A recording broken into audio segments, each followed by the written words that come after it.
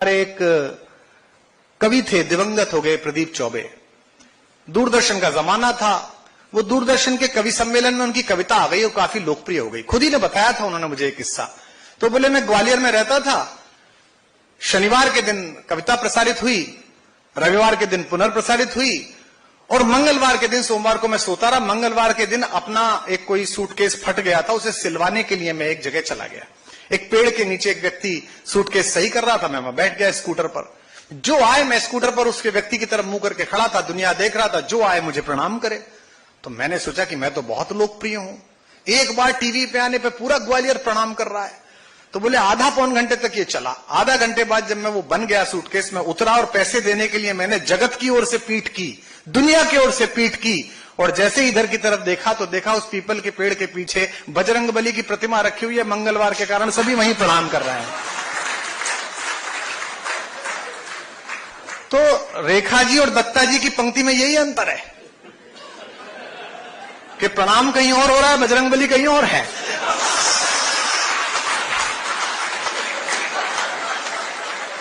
ये मुझे प्रणाम नहीं है, मेरी प्रशंसा नहीं है, मेरी काबिलियत नहीं है। मैं जिनका गुणस्तवन कर रहा हूं, मैं जिस नाम पर चर्चा कर रहा हूं, उनका प्रभाव है, उनके प्रति लोग बाग चरणों में हैं, उनके प्रति लोग बाग उत्सुक हैं।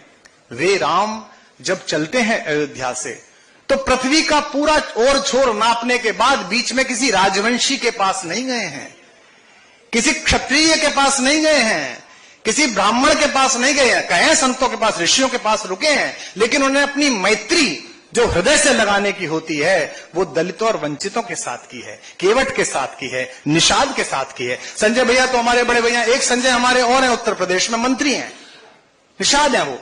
वो अक्सर मुझसे मिलते हैं, हाथ मिलाते तो मैं उनसे हाथ नहीं मिलाता, बाकी सबसे मिलाता हूं, उनसे नहीं मिलाता। वो कहते भैया हाथ क्यों नहीं मिलाते? तो मैं कहता हूं आप हमारे बॉस के दोस्त हैं, आप हमारे मालिक के दोस्त हैं, निषाद हैं, केवट के घर के हैं, आपकी राम जी से दोस्ती रही है, हम तो राम जी के सेवक हैं। नौकर की इतनी औकात कहां कि मालिक के दोस्तों से हाथ मिला ले, प्रणाम ही कर सकते हैं हम तो वे राम जब चले हैं तो वे केवट से मिले हैं। गुरु वशिष्ठ जैसे महाज्ञानी जो सप्तऋषियों में सर्वश्रेष्ठ हैं, जब दूर से भूमि प्रणाम किया निषाद ने, तो मानस कहती है बरबस ऋषि भेंटा, हृदय से खींचकर मिलाया, कहा तुम राम के मित्र हो, मैं इसलिए तुम्हें मिलाता हूं। तो बिटिया ने अपनी किताब पर बोल दिया, उसके प्रति तो हमारा साधुवाद है ही, उसको बहुत आशीर्वाद है, क्योंकि पहली किताब का जो खुशबू होती है वो पहली औलाद जैसी होती है। जितने भी लेखक हैं उन्हें पता है, जब किताब की पहली प्रति आती है तो बहुत दिन तक अपने बिस्तर के पास रख के सोता है। फिर हम जैसे लोग जिनकी 10-5 किताब आ जाती है वो इसी जुगाड़ में रहते हैं कि अदिति कितने पैसे देगी, चेक कितना देगी, रॉयल्टी कितना देगी। तो पहली किताब की जो इसके अंदर एक उत्साह है, जो इसके अंदर उजाला है, ईश्वर से उजाले को सूर्य करे, जिसकी आभा में पूरा विश्व चमके, भारतीय मनीषा चमके, भारत का ज्ञान आखिर तक जाए। लेकिन मेरा निवेदन इतना ही है कि इस हॉल में बैठे हुए तमाम विद्वान व्यक्ति जो सामने बैठे, सब विद्वत पुरुष हैं, सब प्रोफेसर्स हैं, प्रकाशक हैं, बड़े लोग हैं, भारत की राजनीति का नियमन करने वाले लोग हैं, संत परंपरा के लोग हैं। हम इस बोध से बाहर आए कि हम हीन थे। अपने युग को हीन समझना आत्महीनता होगी। सजग रहो, इससे दुर्बलता और दीनता होगी। जिस युग में हम हुए वही तो अपने लिए बड़ा है। आह, हमारे आगे कितना कर्म क्षेत्र पड़ा है। हमारे पास ऐसे हजारों नायक हैं, ऐसी हजारों नायिकाएं हैं। हमारे पास उत्तर में लक्ष्मीबाई है और दक्षिण में चित्तूर की रानी चेन्नम्मा है। उत्तर में तुलसी है तो दक्षिण में सुब्रमण्यम स्वामी है। हमारे पास आगे से पीछे तक तिरुवल्लुर हैं। एक से एक बड़ी विभूति हैं जो विश्व के सम्मुख जाननी चाहिए। लेकिन प्रेमचंद को भारत का शेक्सपियर कहने की परंपरा वाले लोग, शेक्सपियर की इज्जत के साथ कहता हूं, मैं अंग्रेजी का विद्यार्थी रहा हूं, इंग्लिश में भी मैंने बहुत अच्छे अंक पाए थे विश्वविद्यालय टॉप करते समय, विश्वविद्यालय में प्रथम नंबर आते समय। लेकिन प्रेमचंद से गुजरते समय, तुलसी से गुजरते समय मैं बड़ी विनम्रता के साथ कहना चाहता हूं कि शेक्सपियर को अंग्रेजों का प्रेमचंद कहा जा सकता है, लेकिन प्रेमचंद को हिंदुस्तान का शेक्सपियर नहीं कहा जा सकता, तुलसी को नहीं कहा जा सकता। ये कमतरी नहीं है, ये हजारों वर्षों की ऋषि परंपरा से निकले हुए ज्ञान के पोषण का वह फल है जो हम सबको मिला है। ये लेकिन संस्कृत में एक शब्द आता है, मुझे क्षमा करेंगे कि मैंने कुछ ऐसी बात बोली हो जो इस परिसर में अलग सी लगी हो, क्योंकि इन्हीं बातों के लिए मैं जाना भी चाहता हूं। हमारा पूरा धर्म की व्याख्या, हमारी पूरी इतिहास दृष्टि दुर्व्याख्या के विषय से मूर्छित है। यहां पॉलिटिकल साइंस के प्रोफेसर्स बैठे होंगे, मेरे घर में भी एक पॉलिटिकल साइंस के विद्यार्थी हैं। हमको पढ़ाया गया कि लोकतंत्र रोम से आया, जहां से आया उस जगह भी हम घूम के आए, टहलने के लिए गए, जब पैसा आ गया तो देख के आए कि क्या है। लेकिन आज से 1800 साल पहले एक कवि ने किताब लिखी, कविता की किताब यह थी कि भरतवंशियों के राजा दुष्यंत जो थे वो जंगल में गए थे, और जंगल में गए तो एक हिरण के पीछे भाग रहे थे। पंखा चलता है तो उसकी पंखुड़ियां नहीं चमकती। ये बात विज्ञान ने अभी बताई 150 साल पहले, लेकिन कालिदास ने पहले ही बताई कि जो हिरण भाग रहा था वो खरगोश में परिवर्तित हो गया, क्योंकि इसका पिछला भाग आगे के भाग में घुस गया, और जो तीर था वो उसके ऊपर जाकर स्थिर हो गया, क्योंकि समान वेग के साथ चले। कालिदास कहते हैं पश्चार्धेन प्रविष्ट शरपतन भयात भूयसा पूर्वक आया, पिछला हिस्सा आगे के हिस्से में घुस गया। किस्सा यह है कि वो एक गुरुकुल में चला गया, यानी कि एक विश्वविद्यालय में चला गया। गुरुकुल विश्वविद्यालय, आचार्य होते हैं वहां। तो देखिए, अंदर जाने का प्रयास कर रहा है राजा, आप प्रतिनिधि हैं सत्ता की रेखा जी, गुरुकुल में जाने की कोशिश कर रहा है, विश्वविद्यालय में जा रहा है।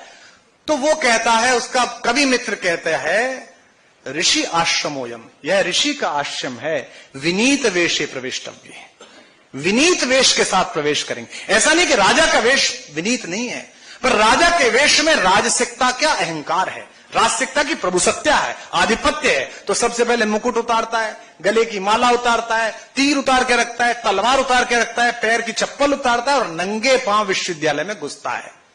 जहां कुलपति बनने के लिए, क्षमा करेंगे, जेब में सीवी लेकर विधायक जी के दरवाजे पे व्यक्ति घूमता हो, वहां उस गरिमा को वापस लाने का संकल्प कौन करेगा? वापस लाने का संकल्प अदिति करेगी, वापस लाने का संकल्प प्रोफेसर्स करेंगे, जिनके अंदर वो ऋषि व्यक्तित्वों की आभा गुजरेगी।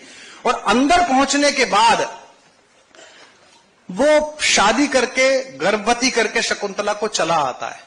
रात के 3 बजे उस बच्ची को लेकर माता गौतमी जाती हैं राजा के यहां। किसके यहां गई हैं? इक्ष्वाकु वंश के सबसे बड़े राजा के यहां, भारत के महीपति के यहां, 3 बजे रात को, क्योंकि दूसरा प्रहर कहता है कालिदास। हम महत्वपूर्ण बात आ रही है जिसे कहकर विराम दूंगा। बाहर माता गौतमी खड़े हुए होमगार्ड से पूछती हैं, एनएसजी कमांडो से भी नहीं पूछती, होमगार्ड से कहती हैं, ये दुष्यंत का घर है? वो कहता हाँ, राजा का महल है। वो पूछती हैं, क्या मैं राजा से मिल सकती हूं इस बच्ची को लेकर? हमको सिखाया गया कि लोकतंत्र बाहर से आया।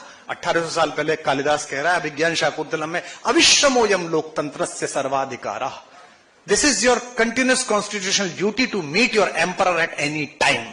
आज के बाद विश्वविद्यालय में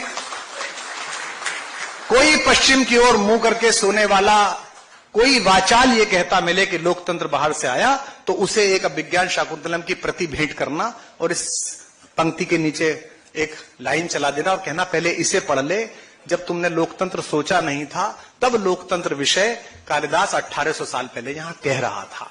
हमारे यहां जो है वही शोभनीय नहीं है, यह तो मैं मान सकता हूं, पर हमारे यहां जो था वही खराब था। हम ही सबसे खराब थे।